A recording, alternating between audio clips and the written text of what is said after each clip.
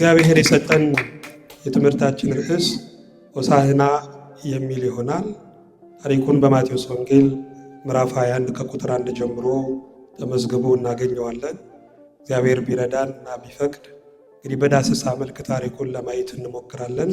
በቀጣይ ደግሞ በዚህ ቀን ምንድነው የሆነው፣ ምንድነው የተከሰተው የሚለውን ለማየት እንሞክራለን። ምክንያቱም በዓሉን ስናከብር በሚታይ ነገር ብቻ መሆን የለበትም። በዓሉን ከምስጢሩ ጋራ ከትርጓሜው ጋራ ማክበር እጅግ መልካም ነው። ይሄ ብቻ አይደለም። በስተመጨረሻ ደግሞ ስለ ስቅለት ክርስቶስ ለምን እንደሞተ ለምን ዋጋ እንደከፈለ እሱን አይተን ትምህርቱን ለማጠቃለል እንሞክራለን። እንግዲህ ሆሳዕና የሚለው ቃል ልክ እንደ አሜን ወይም ልክ እንደ ሃሌሉያ ዓለም አቀፋዊ የሆነ ቃል። ሆሳዕና ማለት ትርጉሙ አሁን አድን ማለት ነው፣ ወይም ደግሞ አሁን አቅና ማለት ነው። መታገስ ያልቻለ ሰው፣ መጠበቅ ያልቻለ ሰው፣ ከሞት ጋራ የተፋጠጠ ሰው፣ ዙሪያው ገደል ቀትሩ ጨለማ የሆነበት ሰው ሊናገር የሚችለው ቃል ምንድን ነው ካልን ሆሳዕና የሚለው ቃል ነው። በተለይ አሁን ባለንበት ዘመን እጅግ መከራ የበዛበት ዘመን ነው አይደል? የመከራ የልጅ ልጅ የሚታይበት ዘመን ነው። ሁላችንም በተለየ ሁኔታ አሁን ላይ ሆሳዕና እያልን ጌታ ሆይ እባክህ አሁን አድን፣ እባክህ አሁን አቅና እያለን ወደ እግዚአብሔር የምንጮህበት ወቅት ነው። እስራኤላውያን ለምንድን ነው በእንዲህ በመነካት በቁርጥ ልብ እግዚአብሔርን ወይም ክርስቶስን ሆሳዕና ብለው ያመሰገኑበት ምክንያት ምንድን ነው ካልን እነሱም መከራ ውስጥ ስለነበሩ ነው። መንግስታቸው ከ500 ዓመት በላይ ወድቆ ነበረ። ሀገር እያላቸው እንደሌላቸው፣ ወገን እያላቸው እንደሌላቸው ነበሩ እስራኤላውያን።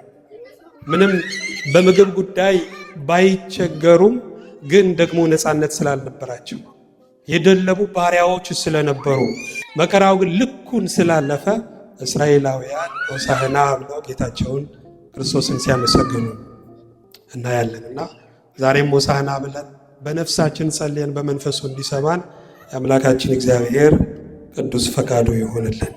እስቲ ታሪኩን ለማየት እንሞክር። የማቴዎስ ወንጌል ምዕራፍ 21 ቁጥር 1 ላይ ሲጀምር እንዲህ ይላል።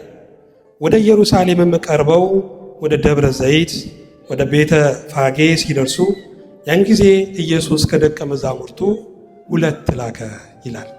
እንግዲህ ኢየሩሳሌም ረባዳ ቦታ ላይ ያለች ወይም ዝቅተኛ ቦታ ላይ ያለች ታላቅ ከተማ ናት። በራሷ ላይ ደግሞ ደብረ ዘይት የሚባል ተራራ ተተክሏል። በስተ ምስራቅ በኩል ይሄ ተራራ፣ ከተራራው ደግሞ ወረድ ስትሉ የተራራው ወገብ ላይ ቤተ ፋጌ የሚባል አነስተኛ መንደር አለች። በዛች በቤተ ፋጌ መድኃኒታችን ኢየሱስ ክርስቶስ ሲደርስ ከደቀ መዛሙርቱ ስንት ላከ ነው የሚለው? 2 ላከ ነው የሚለው። 2 መላኩ እንግዳ አይደለም። ቀድሞም 2 ሲልክ በመጽሐፍ ቅዱስ ላይ ተጽፎ እናገኛለን። ለምንድን ነው 2 እያደረገ የሚልከው ካልን አንዱ ሲደክም አንዱ እንዲያበረታ ነው። መቼም ሁላችንም ደካሞች ነን አይደለ?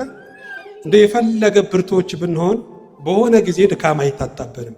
ግን ደግሞ ሁላችንም በእኩል አንደክምም። ስለዚህ አንዱ ሲደክም አንዱ እንዲያበረታ፣ አንዱ ሲያዝን አንዱ እንዲያጽናና ጌታችን መድኃኒታችን ኢየሱስ ክርስቶስ ግላዊነትን የሚጠላ ህብረትን የሚወድ እርሱ 2 አድርጎ እንደላካቸው መጽሐፍ ቅዱስ ይነግረናል። ቁጥር 2 ላይ እንዲህም አላቸው፣ በፊታችሁ ወዳለችው መንደር ሂዱ፣ በዚያን ጊዜም የታሰረች አህያ ውርንጫም ከእርሷ ጋር ታገኛላችሁ፣ ፈታችሁ አምጡልኝ አለ። አይገርማችሁም? በአህያ ላይ እስራት። መቼም አህያ የተናቀች እንስሳ ነቻ። መቼም እኛ ብዙ ጊዜ የሚሰራን ሰው ነው የምንንቀው፣ የሚሰራን ነው የምንሳደበው። አህያም እያለን እንሳደባለን አይደል? አህያ ግን የተከበረች ነች። ቢያንስ እንኳን ጌታዋን እኮ ተሸክማለች ወገኖች። አህያ የሰራችውን እንደውም በአብዛኛዎቻችን አንሰራ። ተሸክማ ልጅ የምታሳድግ፣ ተሸክማ ትምህርት ቤት የምታስገባ፣ ተሸክማ የምትድር፣ ተሸክማ እህል ተሸክማ የምታኖር የምትመግብ ነች አህያ። ግን በሰው ሕሊና አህያ የተናቀች ነች። እግዚአብሔር ግን የማይነቃ አምላክ ነው። ማለት መጽሐፍ ቅዱስን ስታነቡ አንድ ደስ የሚል ቃል አለ። እግዚአብሔር ትልቅ ነው፣ ማንንም አይንቅም ተብሎ ተጽፏል። እስኪ በሉት እግዚአብሔር ትልቅ ነው በሉ። ማንንም አይንቅም። አዎ የዓለም የትልቅነት መገለጫ ምንድነው ካልን መናቅ ነው። ሀብታሙ ድሃውን ይንቀዋል፣ የተማረው ያልተማረውን ይንቀዋል፣ ጤነኛው በሽተኛውን ይንቀዋል። እግዚአብሔር ግን ትልቅ ነው፣ ማንንም አይንቅም ወገኖች። ቢንቅ እኮ የሚያምርበት እሱ ነው። እኛ 300 400 ካሬ ሜትር ይዘን ሰውን እንቃለን። በዕዳ የተያዘ ቤት፣ በዕዳ የተያዘ መኪና ይዘን ሰውን እንቃለን። እግዚአብሔር ግን መላው ዓለም የእርሱ ሆኖ የማይንቅ አምላክ ነው። ስሙ የተመሰገነ ይሁን። ለዛ ነው የተናቁትን የሚጠራው፣ የተናቁትን የሚያከብረው ወገኖች። ከተናቁት እግዚአብሔር ምስጋናን በተደጋጋሚ ሲቀበል በመጽሐፍ ቅዱስ ውስጥ የምታገኙት። በቆሎ ከጤፍ ዱቄት አይወጣውም ብሎ ያምናል ይባላል። ግን አይወጣውም እንዴ ወገኖች? ይወጣዋል። ዛሬም ከተናቁ ሰዎች ምስጋና አለው እግዚአብሔር፣ አምልኮ አለው፣ ስግደት አለው እግዚአብሔር። አህያዋ የታሰረችም ምንች አይገርም? ዛሬም ዓለሙ በብዙ ነገር እኮ ታስሯል። መቼም የእስር አይነቱ ብዙ ነው። በሱስ የታሰረ አለ፣ በዝሙት የታሰረ አለ፣ በዘረኝነት የታሰረ አለ፣ በዝነኛነት በክብርም እኮ የታሰረ አለ ወገን። መፈናፈኛ ያጣ እገሌ እኮ የከተማ ቅርስ ነው ተብሎ ለሚደወልለት ለእያንዳንዱ የስልክ ጥሪ የሚደነግጥ የቦምብ ድምፅ ያህል የሚያስደነግጠው ተፈላጊነቱ ራሱ እስረኛ ያደረገው ብዙ ሰው እኮ አለ ወገኖች። ክርስቶስ ግን የተናቁትንና የታሰሩትን ምን ይላል? የሚፈልግ አምላክ ነው። ለዛ ነው ሂዱ፣ በዚያን ጊዜም የታሰረች አህያ ውርንጫም ከእርሷ ጋር ታገኛላችሁ፣ ፈታችሁ አምጡልኝ። ስለዚህ እግዚአብሔር ይፈልገናል ወገኖች። ብንታሰርም እግዚአብሔር ይፈልገናል ወገኖች። እሱ በመፈለግም የታወቀ አምላክ ነው። ከገነት ጫካ እስከ ቤተልሔም፣ ከቤተልሔም እስከ ቀራኒዮ፣ ከቀራኒዮ እስከ ሕይወታችን ደጃፍ እኮ ክርስቶስ ፈልጎናል ወገኖች። ለምን? ያለ እርሱ እንደማይሆንልን ስለሚያውቅ ነው። ያለ እርሱ እንኳን መራራው ጣፋጩም እንደማይጣፍጠን ስለሚያውቅ ክርስቶስ ይፈልገናልና ለሚፈልገን አምላክ እንድንገኝ አምላካችን እግዚአብሔር በቸርነቱ ይርዳል። ዝቅ ብሎ ምን ይላል? ማንም አንዳች ቢላችሁ ለጌታ ያስፈልጉታል በሉ ወዲያውም ይሰዳችኋል። እዚህ ጋር ስልጣኑን የሚያሳይ ቃል ነው ወገን። ማንም ነው የሚለው። እኔ ያገባኛል የሚል የመንደሩ የጭቃ ሹም ቢኖር፣ ባላደራ ነኝ የሚል ቢኖር፣ ማንም አንዳች ቢላችሁ ለጌታ ታስፈልገዋለች ወይም ያስፈልጉታል በሉ ብሎ ነው የተናገረው ወገኖች። ይሄ ስልጣኑን የሚያሳይ ነው ወገኖች። ደግሞ ጌታ ብሏል። አሕዛብ አረማውያን የሚጠይቁት ጥያቄ አለ አይደል? እስቲ ክርስቶስ በመጽሐፍ ቅዱስ ውስጥ ራሱን እኔ ጌታ ነኝ ብሎ የተናገረበትን ክፍል ሲያሳዩ ይሉናል። ከዚህ ቃል በላይ ምን አለ ወገኖች? ማንም አንዳች ቢላችሁ ለጌታ ያስፈልጉታል በሉ ነው ያለው ወገኖች። እሱ ጌታ የሰራዊት ጌታ ሲባል ሰምታችኋል አይደል? እኛ የሰራዊት ጌታ ሲባል እንደው የመላእክት ጌታ ብቻ ይመስለናል። ግን አይደለም። ለሚታየው ለማይታየው በምድርም በሰማይም ላሉ ሁሉ እሱ አለቃ፣ እሱ ጌታ መሆኑን መናገር ነው ወገኖች። በበሽታችን ላይ እሱ ጌታ ነው። በቸገረን ነገር ላይ እሱ ጌታ ነው። ባስጨነቀን አጋንንት ላይ እሱ ጌታ ነው ወገኖች። ስለዚህ ያኔ ወዲያው ምን ይላል? ይሰዷቸዋል። እሱ ካዘዘ ማመንታት የለም ወገኖች። እሱ ብሏልና ሆኑ፣ እሱ አዟልና ተፈጠሩ እኮ ነው የሚለው። አንዳንድ ጊዜ እኛ እግዚአብሔርን የምናውቀው ይመስለናል አይደል? በእውነት እግዚአብሔር የምናውቀው እግዚአብሔር የማናውቀው አምላክ ነው። እግዚአብሔር ቅርብ፣ እግዚአብሔር እጅግ ሩቅ የሆነ ጌታ፣ ማስተዋሉ፣ ጥበቡ፣ ስልጣኑ የማይመረመር ሰማይና ምድርን እንኳን ሲፈጥር እኮ ነገሮችን እያገጣጠመ አይደለም። ሰማይና ምድር ነይ እያለ ፀሐይ፣ ጨረቃ፣ ከዋክብት ኑ እያለ በቃሉ እኮ ነው የፈጠረው። እንዴት ታደርገዋለህ የማይባል ከየት ታመጣዋለህ የማይባል ፈቃዱ፣ ኃይሉ ሁሉን የሚያደርግለት አምላክ ነው ወገኖች። እኛ እንኳን ስለሱ የምናውቀው የእሳት ፍንጣሪ፣ የምጣድ ብልጭታ፣ የሰናፍጭ ቅንጣት ታክል ነው ወገኖች። አዎ ከቃሉ ማንም ፈቀቅ የሚል የለም። ስለዚህ ማንም አንዳች ቢላችሁ ለጌታ ያስፈልጉታል በሉ ወዲያው ይሰዷቸዋል ካለ በኋላ እዚህ ጋራ ብዙ ምስጢር ያለበትን ቃል ሲናገር ታዩታላችሁ። ለጽዮን ልጅ እነሆ ንጉሥሽ የዋህ ሆኖ በአህያ ላይና በአህያይቱ ግልገል በውርንጫይቱ ላይ ተቀምጦ ወደ አንቺ ይመጣል በሏት ተብሎ በነቢይ የተነገረው ይፈጸም ዘንድ ይህ ሆነ። እግዚአብሔር ወይም ክርስቶስ መቼም አንድ ነገር ሲያደርግ ዝም ብሎ አይደለም። እንደ ወንዝ ደራሽ እንደ ወፍ ዘራሽ አይደለም ክርስቶስ የሚያደርገው። አስቀድሞ ትንቢት ያስነግራል፣ በምሳሌም ያስመስላል። ከዛ በኋላ ነው ተግባሩን የሚያሳየው። ለምን ይመስላችኋል? የመጀመሪያው ክርስቶስ ትንቢቱንም ፍጻሜውንም የሚያሳየው እሱ ታማኝ መሆኑን ለማሳየት ነው ወገኖች። እሱ በቃሉ፣ እሱ በስፍራው፣ እሱ ሁል ጊዜ በቦታው የሚገኝ ጌታ መሆኑን ለማሳወቅ ትንቢቱንም ፍጻሜውንም ያሳየናል ወገኖች። ይሄ ብቻ አይደለም፣ በእግዚአብሔር ዘንድ አጋጣሚ የሚባል ነገርም ስለሌለ ነው። እኛ በኑሯችን የሆነ ነገር ሲሆን አጋጣሚ እንዲሆነ እንላለን አይደል? በእግዚአብሔር ዘንድ ግን አጋጣሚ የሚባል ነገር የለም። ሁሉም ታስቦ ታቅዶ የሚደረግ ነው። ለዛ ነው ትንቢት የሚያስነግረው። እነሆ ለጽዮን ልጅ ንጉሥሽ የዋህ ሆኖ ነው የሚለው። የዋህነት ምንድን ነው ወገኖች? ክርስቶስ በአህያ ላይ ተቀምጦ ወደ ኢየሩሳሌም በታላቅ ምስጋና ሲገባ የዋህ ሆኖ ነው። ስለዚህ የዋህነት ምንድን ነው ወገኖች? የዋህነት ብልጠት አይደለም። የዋህነት ለመጀመር መፍራትም አይደለም። የዋህነት መቅለስለስም አይደለም። ለመቆም ለመራመድ አቅም ማጣትም አይደለም። የዋህነት እግዚአብሔርን በልዕልናው የማየት አቅም ነው። የዋህነት ሞኝነትም አይደለም። ሞኞች ሳያውቁ ነው ነገርን ማለፍ የሚችሉት። የዋህ ግን እያወቀ እየተረዳ ነገርን የሚያልፍ ነው። ስለዚህ የዋህነት በውስጡ ዕውቀት አለው ማለት ነው። የዋህነት እግዚአብሔርን መፍራት አለው፣ በውስጡ ፈሪሃ እግዚአብሔር አለው። የዋህነት ከዕድሜ በመብሰል ከመንፈሳዊ ሕይወት ከመብሰል አንጻር የሚመጣ ነው ወገኖች። እነሆ ንጉሥሽ የዋህ ሆኖ ነው የሚለው። ንጉሥ ሆኖ የዋህ አይገርምም? ነገስታት እኮ በአብዛኛው ነገር ሲተበትቡ አይደለም የሚሉት። የነገስታት ውበታቸው ሚስጥራቸው እስከተከደነ ድረስ ነው የሚያምሩት። ሚስጥራቸው ከተከደነ ነው። ሚስጥሩ ተገልጦ እርቃኑን ተሰቅሎ እንኳን የሚያምር ክርስቶስ ብቻ ነው። ስሙ የተመሰገነ ይሁን። የደህንነት ቢሮአቸው ቢፈተሽ የምድር ነገስታት እጅግ እኮ የሚያስፈሩ ናቸው። እንደውም መጽሐፍ ቅዱስ የምድር መሪዎችን ነገስታትን አራዊት ይላቸዋል። አይገርም? ለምን? የዙፋናቸው መሰረት መሬት ሳይሆን አስከሬን ስለሆነ የምድር አራዊት ይላቸዋል። የዙፋኑ መሰረት ምሕረት፣ የዙፋኑ መሰረት እውነት፣ የዙፋኑ መሰረት ፍቅር ብቻ የሆነ እግዚአብሔር ክርስቶስ ብቻ ነው። ስሙ የተመሰገነ ይሁን። እነሆ ንጉሥሽ የዋህ ሆኖ በአህያ ላይ ተቀምጦ ወደ አንቺ ይመጣል። በአህያ ላይ የተቀመጠው ለምንድን ነው? ክርስቶስ ንጉሠ ሰላም መሆኑን ለመግለጥ ነው ወገኖች። በእስራኤላውያን ነገስታት ታሪክ ነገስታቱ በአህያ ላይ ተቀምጠው በከተማ መካከል ከተመላለሱ የሚመጣው ዓመት ሰላም ነው ማለት ነው፣ በረከት ነው ማለት ነው፣ ደስታ ነው ማለት ነው።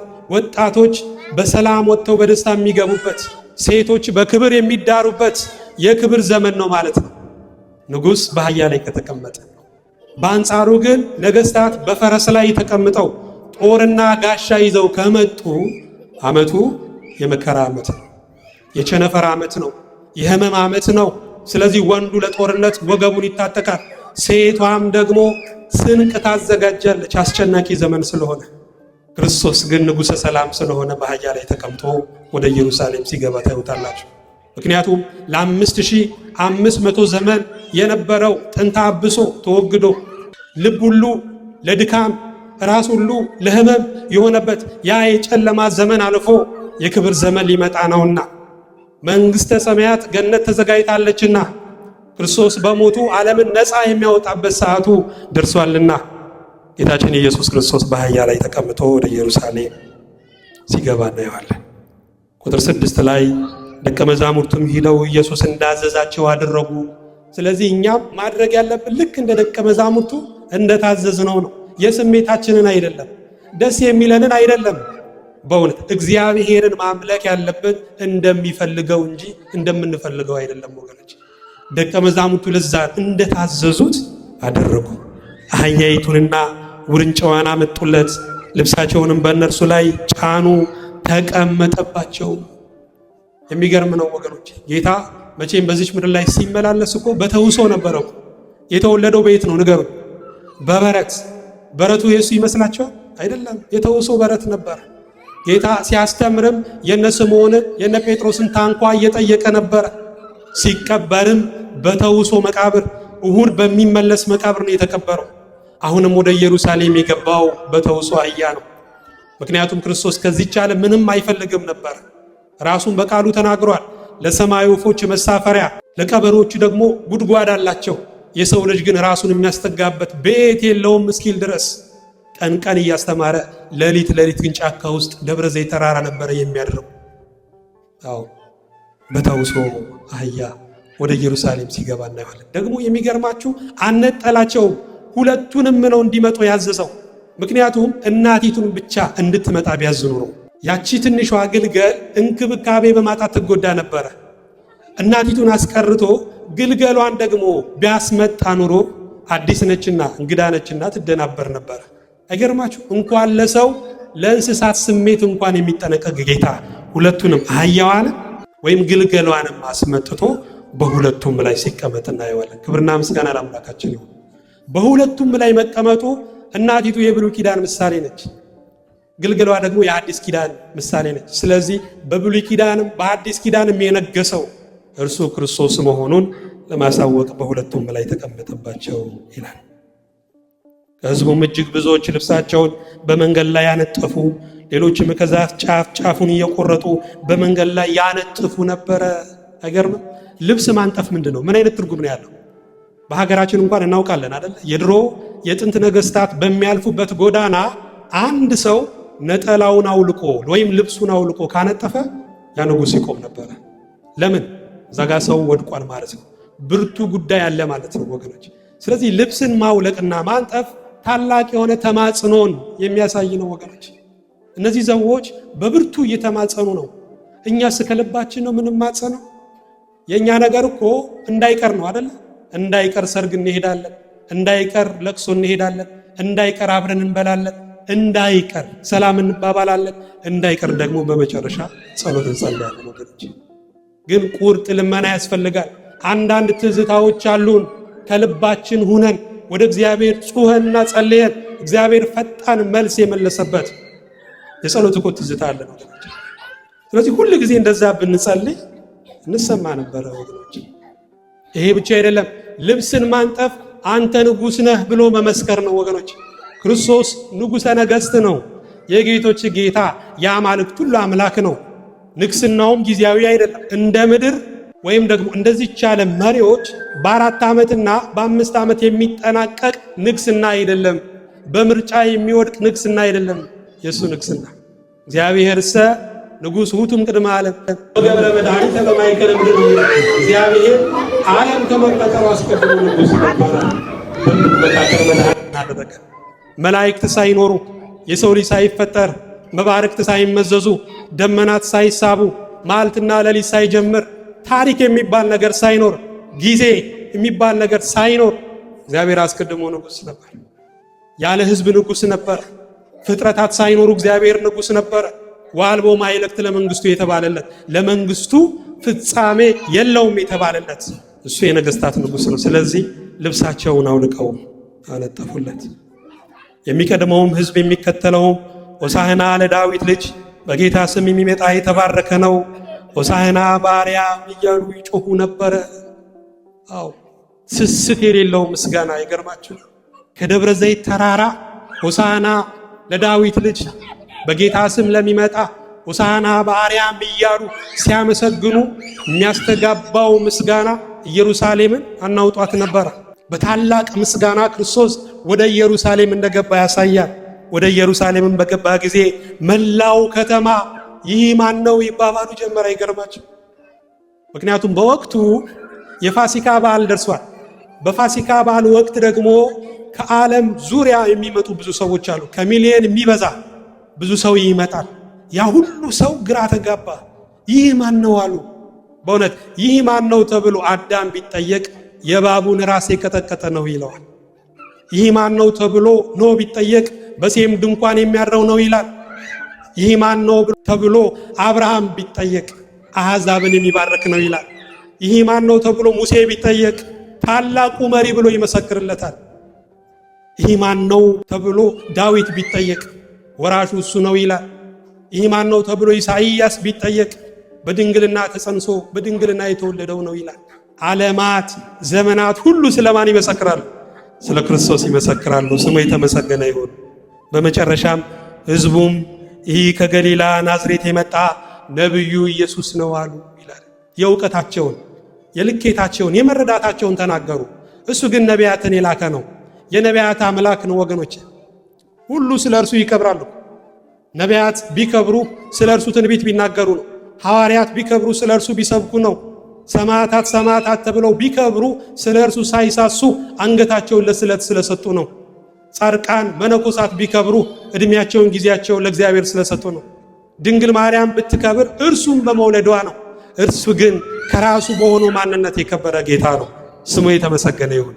አክብሩኝ የማይል ክቡር፣ አጽድቁኝ የማይል ጻድቅ ነው እግዚአብሔር። ስሙ የተመሰገነ ይሁን። ታዲያ በዚህ ወቅት ምንድን ነው የሆነው? በዚህ ቀን ክርስቶስ እንዲከብር ፈቅዷል። መጽሐፍ ቅዱስ ስታነቡ በተለይ ከሆሳዕና አስቀድሞ ክርስቶስ እንዲከብር ፈቃዱ አልነበር። ሊያነግሱት ሲፈልጉ ድንገት ከመካከላቸው ይሰወር ነበር አይደለ? እንደውም እሱ ራሱ ብሏል፣ እኔ ከምድር ክብርን አልፈልግም ብሏል።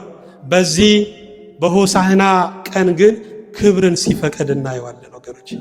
የሚገርማችሁ በሆሳዕና ቀን ጌታ ከተመሰገነ በኋላ 5 ቀን ብቻ ነው የቆየው። ከዛ በዕለተ ዓርብ ምን ሆኗል? በመስቀል ላይ ተሰቅሎ ሙቷል ወገኖች። ስለዚህ አንድ ነገር ተረዱ። ምን ጊዜም የሚመጣው ነገር ተቃራኒ ነው። ከክረምት በኋላ ክረምት አይመጣም። ከበጋ በኋላ በጋ አይመጣም። ከሌሊት በኋላ ሌሊትም የለም። ከቀን በኋላም ቀን የለም አይደለ? የሚመጣው ተቃራኒ ነው። ከክረምት በኋላ በጋ ወይም ከበጋ በኋላ ክረምት ነው። ከሌሊት በኋላ ቀን ወይም ከቀን በኋላ ምንድነው? ሌሊት ነው። ስለዚህ ከመከራ በኋላ ክብር ወይም ደግሞ ከክብር በኋላ ምን ይመጣል? መከራ ይመጣል ወገኖች። ስለዚህ የዓለም የምስጋና ዕድሜ ብዙ እንዳይመስላችሁ 5 ቀን ብቻ ነው። ከዛ በኋላ ይገለበጣል። እንደ ባንዲራ ጠዋት ላይ ሰቅለዋችሁ ማታ ላይ ያወርዷችኋል። ጠዋት ላይ የአንበሳ ቆዳ አልብሰው ቅዱስ ቅዱስ ያሏችሁ ሁሉ ሲመሽ ደግሞ የውሻ ቆዳ አልብሰው ርኩስ ርኩስ ይሏችኋል። ዓለም ወላዋይ ናት ወገኖች። ስለዚህ አህያ አዘጋጅተው ልብሳቸውን እያነጠፉ ዘንባባ እያነጠፉ ሲያመሰግኑ መጠርጠር ያስፈልጋል ወገኖች፣ መጠርጠር ያስፈልጋል። በዛ ቀን ጌታ እንዲከብር ፈቅዷል። ሁለተኛ እንስሳትን የመረጠበት ቀን ነው። አይገርማችሁ? ክርስቶስ ሲመጣ እኔ ፈርዖን ነኝ አላለ። እኔ ሄሮድስ ነኝ ወይም ቄሳር ነኝም አላለ። እኔ በግ ነኝ ነው ያለው ወገኖች። አህያዎቹንም ሲያስጠራ እናያለን። በአጠቃላይ ክርስቶስ እንስሳትን የሚያቀርብ ነበር። ይሄ ብቻ አይደለም፣ ትንቢቱ የፈጸመበትና ሌላ ትንቢት ደግሞ የተናገረበት ቀን ነው ሆሳዕና። ትንቢቱ ምን ነበረ? ዘካርያስ ተናግሯል። ከ600 ዓመት በፊት ቅድመ ልደተ ክርስቶስ እነሆ ለጽዮን ልጅ ንጉሥሽ የዋህ ሆኖ በአህያ ላይ ተቀምጦ ይመጣል የተባለውን ትንቢት ክርስቶስ በዚህ ቀን ፈጽሟል። ሌላ ትንቢት ደግሞ ሲናገር እናየዋለን። በ70 ዓመተ ምህረት ኢየሩሳሌም እንደምትደመሰስ እንደምትጠፋ፣ ሕዝቡ በምድር ላይ እንደ ጨው እንደሚበተን ጌታ ሌላ ትንቢት ደግሞ የተናገረበት ሁኔታ እናያለን። ይሄ ብቻ አይደለም። በዚህ ቀን ደስታና ሐዘን የተቀላቀሉበት ቀን ነው። ደቀ መዛሙርቱ ደስ ብሏቸዋል። ጋሻ ጃግሬ ሆነው ክርስቶስ ስለከበረላቸው ደስ ብሏቸዋል። ሕዝቡም ደግሞ ደስታውን እየገለጠ ነው። ክርስቶስ ግን እያዘነ ነበረ። እንደውም እያለቀሰ ነበረ። መጽሐፍ ቅዱስ እንዳለቀሰም ይነግረናል። አለቀሰ ሲባል እንደው ቀላል እንዳይመስላችሁ፣ ከንፈሩና ጥርሱ እየተንቀጠቀጠ በታላቅ ንዝረት ሰውነቱ እየተመታ ስለ ኢየሩሳሌም ጥፋት ያለቅስ ነበረ። መጎብኘቷን ስላላወቀች፣ ሰላሟን ስላላወቀች ኢየሩሳሌም አልቅሷል፣ አዝኗል ወገኖች። ደስታና ሐዘን የተቀላቀለበት ወቅት ነው። እንዳለውም እኮ አልቀረም። ኢየሩሳሌም 40 ዓመት የንስሐ ዕድል ተሰጥቷቸው ነበር። አባት ሆይ የሚያደርጉትን አያውቁምና ይቅር በላቸው ባለው ቃል መሰረት የንስሐ ዕድሜ 40 ዓመት ተሰጣቸው። እነሱ ግን አልተጠቀሙበት። ስለዚህ ከ40 ዓመት በኋላ ጢጦስ የሚባል ወታደር መጥቶ ከተማውን ወሮ መቅደሱን አፍርሶ ቅጥሩን አቃጥሎ ሕዝቡን በምድር ላይ በተነው። ከዛ ዓመት ጀምሮ ለ1900 ምናምን ዓመት እስራኤል የምትባል ሀገር ከካርታ ላይ ሁሉ ጠፍታ ነበር ወገኖች። እስራኤል እንደ ሀገር ከቆመች እንኳን ዛሬ 100 ዓመት አይሆናት። የታመቀው ምስጋና የወጣበት ነው ይሄ ዕለት። ብዙ በሽተኞች የዳኑ አሉ አይደል? ከለምጽ የተፈወሱ፣ ሽባ ሆነው ሽባነታቸው የተተረተረ፣ የሚቀድሙትም የሚከተሉትም ሆሳዕና እያሉ ነበረ ሲያመሰግኑት የነበረው። ስለዚህ ከሞት የተነሳውና አልዓዛር ከፊቱ ነው። በእውነት እነ መግደላዊት ማርያም አጅበው ክርስቶስን ያመሰግኑት ነበር። ውለታ ያለባቸው በእውነት እኛስ ውለታ የለብን? ከልደታችን እስከዚህ ዕድሜ ድረስ እግዚአብሔር ስንት ጊዜ ይረዳን፣ ስንት ጊዜ ጸሎታችንን ሰማ፣ ስንት ጊዜ ልመናችንን አደመጠ። ከአደጋ የተረፈ የለም። አልጋውን ያነጠፈለት ሰው የለም እንደ ተራ ሰራተኛ። እግዚአብሔር ውለታው ብዙ ነው። እንኳን እግዚአብሔር የእናት ውለታ እንኳን አይመለስም፣ አዙሮ ይደፋል። ስለማይነገር ስጦታው ማን ይመስገን? እግዚአብሔር ስሙ የተመሰገነ ይሁን። በእውነት ይሄ ብቻ አይደለም፣ ጌታ ያለቀሰበት ቀን ነው ዛሬ። ቅድም ብያቸዋል። መጽሐፍ ቅዱስ ክርስቶስ እንደ ሳቀ ይናገር፣ ሁለት ጊዜ ግን እንዳለቀሰ ይናገራል። የመጀመሪያው በዮሐንስ ወንጌል ምዕራፍ 11 ላይ ስለ አልዓዛር ሞት እንደሚያስነሳው እንኳን እያወቀ አለቀሰ ይላል። ይሄ ብቻ አይደለም፣ ስለ ኢየሩሳሌምም ጥፋት ጌታ አልቅሷል። እኛስ እናለቅሳለን ወይ? ስለ ሀገር ጥፋት እናለቅሳለን፣ ስለ ወንድሞች ውድቀት እናለቅሳለን፣ ስለ በደላችን፣ ስለ ክርስቶስ ሕማም እናለቅሳለን። ወገኖች አይናችን እምቢ ብሎናል። አይናችን ቢጨመቅ ልክ እንደ ባልጩት ድንጋይ፣ የባልጩት ድንጋይን ብትጨምቁት ውሃ ያወጣው፣ አይናችንም እንደዛ ሆኖብናል። ወገኖች ግን ማልቀስ ይገባል። ኤርምያስ ምን አለ? ራሴ በሙሉ ውሃ በሆነ እኮ ብሏል ለማልቀስ። አባ አርሳኒዮስ የተባለው አባት ገና የእግዚአብሔር ስም ሲጠራ ያለቅሱ ነበር። የአይናቸው ሽፋሽፍት ተነቅሎ እስኪወድቅ፣ ጉንጫቸው እንደ ቦይ መስመር እስኪሰራ ድረስ ያለቅሱ ነበረ። ምክንያቱም እንባ ትልቅ ኃይል ስላለው ነው ወገኖች፣ የፍቅር መግለጫም ስለሆነ። ቃላት የማይገልጸውን ሐሳብ እኮ እንባ ነው የሚገልጸው። ክርስቶስም ይባላል እግዚአብሔርን በስልጣኑ ውቅያኖስን የማለፍ ኃይል ቢኖረውም እንባን ግን ማለፍ አይችልም። እንባ ግዳጅን ይፈጽማል ወገኖች። ስለዚህ የእንባን መንፈስ እግዚአብሔር ለሁላችን ይስጠን። በዚህ ቀን የተደረገው ተገልብጦ ደግሞ በዕለተ ዓርብ ሲደረግ እናያለን። አሁን ላስታውሳችሁ፣ በሆሳዕና ቀን ክርስቶስ ተከቧል አይደለ? ደቀ መዛሙርቱ ከበውታል። ብዙ ሕዝብ ከፊትም ከኋላ የሚከተሉት ነበረ። በዕለተ ዓርብ ግን ሁሉም ከሱ ኮብልለዋል። ግማሹን ያላውቀውም ብሎ ክዶታል፣ ግማሹ ጨርቁን ጥሎ ከሱ ሸሽቷል። በዕለተ ሆሳዕና እንኳን አንተ የተጫንክባት አህያ እንኳን መሬቱን መርገጥ አይገባትም ብለው ጨርቅ አንጥፈውለት ነበር። ልብሳቸውን አውልቀው ጎዝጉዘውለት ነበረ። በዕለተ ዓርብ ግን ልብሱን አውልቀውበታል፣ እርቃኑን ሰቅለውታል።